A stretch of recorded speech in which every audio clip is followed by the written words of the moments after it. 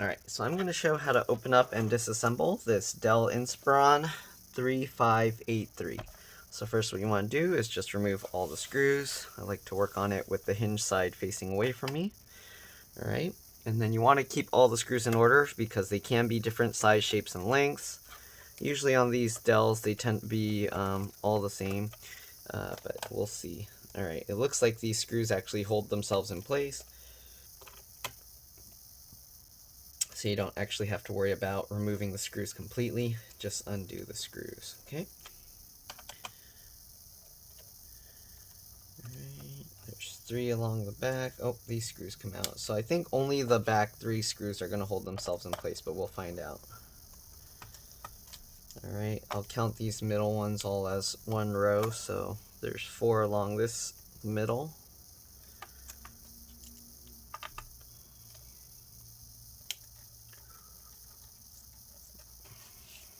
Okay. And then there's 3 more. This one screw is a lot shorter, so keep that in mind. Looks like they were using an old design where there used to be a CD drive, because normally this screw would be used to hold a CD drive in place. Okay.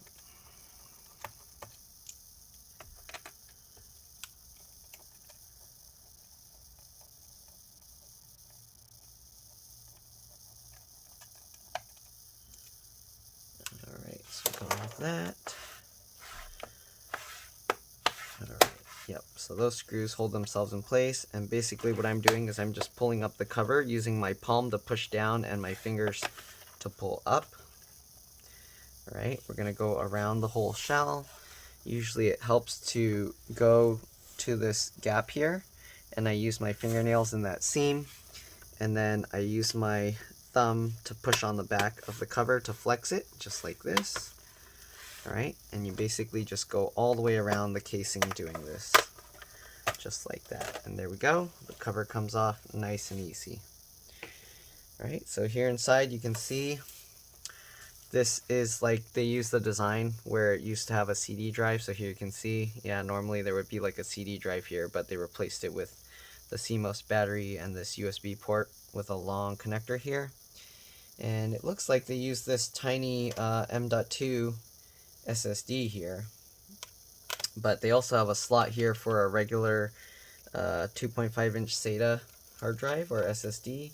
So I'm gonna have to check here because my customer, they tried installing the OS on it and it didn't work, so I might not actually need a new hard drive. It could just be they didn't do the installation right. So let's see what happens. I'm just removing those 2 screws. There's a little notch here that goes in sideways underneath, and the SSD comes out like this. So this is a M.2 PCIe NVMe SSD. I don't know how much storage is on it. Let's see, does it show? It doesn't, at least not on this side, so I'm going to try and take that out and see. I'm going to switch to a PH0 or JIS0 screwdriver, and we're going to take this small screw out. Alright, and then we're just going to see if we can find out what kind of SSD this. There's a little thermal pad here. Okay, so this is 256 gig Toshiba.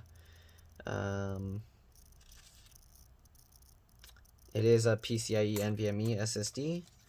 Okay, so I am going to leave this here, and I'm going to see if I can reinstall the OS on here. If I can't, then I'm going to switch to this 2.5-inch SATA drive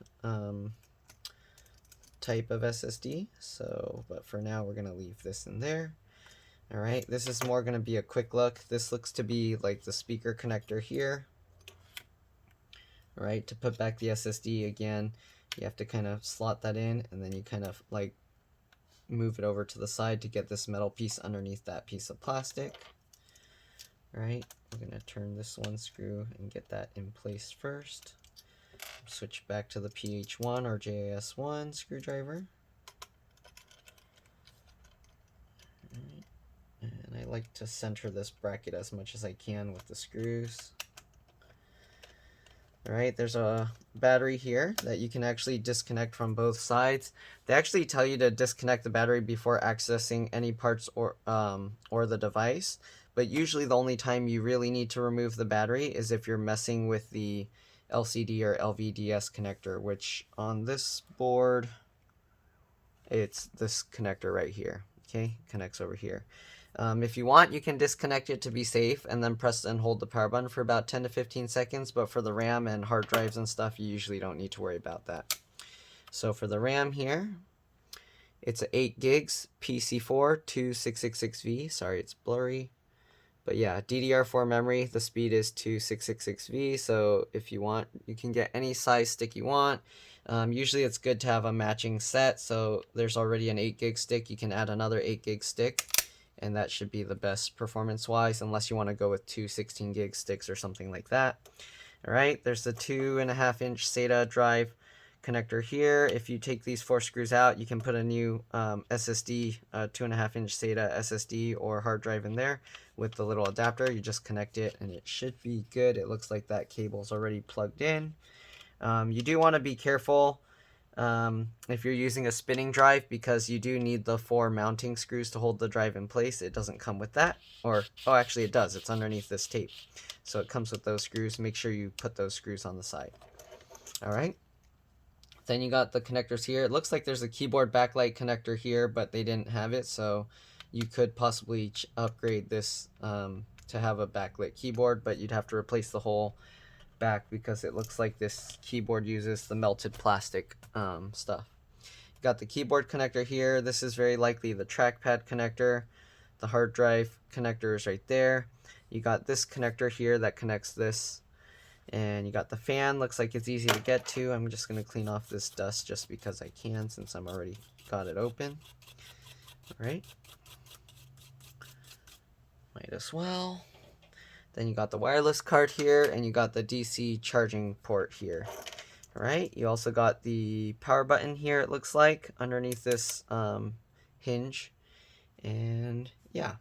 If you want to take out the charge port or DC jack, you do have to remove the screws for the hinge and open up the hinge slightly to be able to lift that out. But other than that, that's a quick look inside this laptop.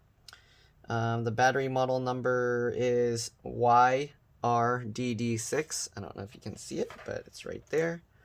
YRDD6, okay? And I think that's pretty much it. The CPU is soldered down. You can't upgrade it. There's also the fan connector here. And then here's the connector if your laptop had the optical disk drive. But this one doesn't support that, so yeah. Alright, again, hopefully this video helped you guys. If it did, please like and subscribe. Help others find my videos. Thank you for watching. Again, the back 3 screws here, they do hold themselves in place, so you don't need to worry about completely removing them. The rest all come out.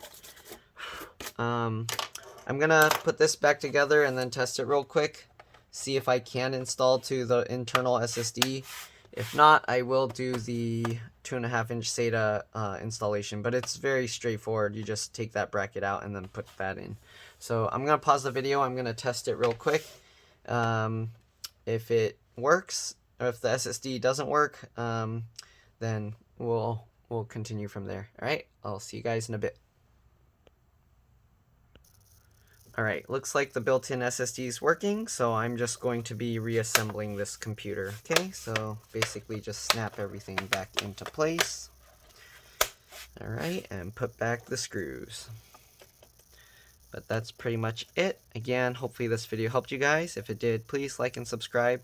Help others find my videos. Thank you for watching. If you want to know how to do like the clean install, you do need to create a bootable Windows USB. If you have another computer or you have a friend with access to another computer, you can have them help you create the USB. You just need to use their computer and have a blank USB that's 8 gigs, preferably 16 gigs or more. Alright, and it needs to be a regular USB, not like a portable drive like one of those larger ones. Alright, thanks for watching. You're welcome to stay till I finish putting back all the screws, but that's pretty much all there is to this. So again, hopefully this video helped you guys, and I'll see you guys in the next one.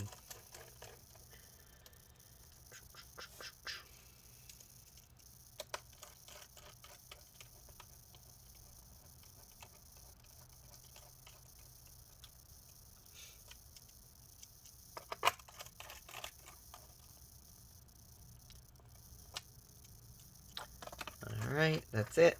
See you guys later. Bye.